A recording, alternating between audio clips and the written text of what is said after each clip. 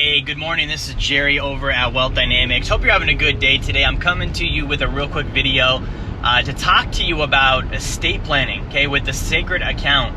Now, I work with clients on estate planning, helping them set up wills, living wills, healthcare directives, revocable trusts, irrevocable life insurance trusts, the whole 9 yards.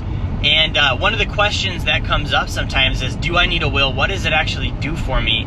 And why do I need one? Now, I want to let you know a will is only the starting point. Okay, so if you have a will, it means you get to choose where your stuff goes. If you don't have a will, it means the government gets to choose. Okay, if you're like me, you're not cool with the idea of the government getting to choose where your assets go after you pass away, who's going to get them. You might have preferences and ideas on who you want them to go to that, maybe don't align with what the government thinks. So when you have a will, that's literally all it does. It just tells the government and your beneficiaries and the general public, where does Jerry's stuff go when he dies? That's it.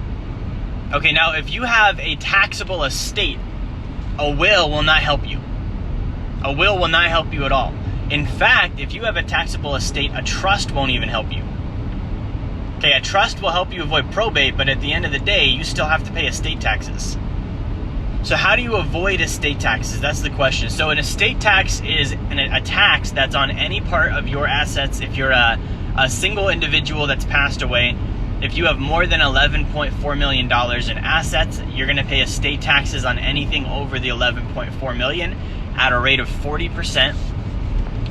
And if you're a married couple, you have a estate over $22.8 million. Any dollar over $22.8 million is going to get taxed at a rate of 40%. Now, if you have a $22 million estate, you probably have been paying 40% income taxes all your life. So you wouldn't want to then go pay 40% estate taxes a second time after you died, would you? I didn't think so. So the way you avoid this, you can't avoid this with a will. You can't avoid this with a revocable living trust.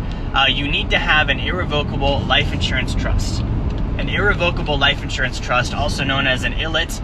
An ILIT is going to basically be a trust-owned life insurance policy with a death benefit in the amount of your estate taxes, so that when you pass away, the trust gets paid, the death benefit covers your estate taxes for your beneficiaries, and they get to keep everything you built for them.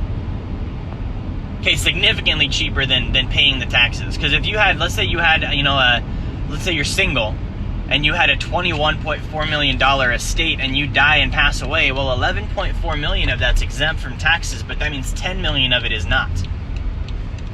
So on $10 million, you do the math. What's 40% of $10 million? That's $4 million. So your asset, your beneficiaries are going to have to pay $4 million in estate taxes off your assets if you do not have an ILIT in place.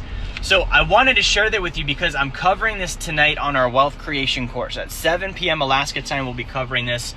For you guys in Central time, that's 10 p.m. East Coast, you're 11 p.m. And we're covering estate planning. And the whole premise of this is that I believe taxation is theft.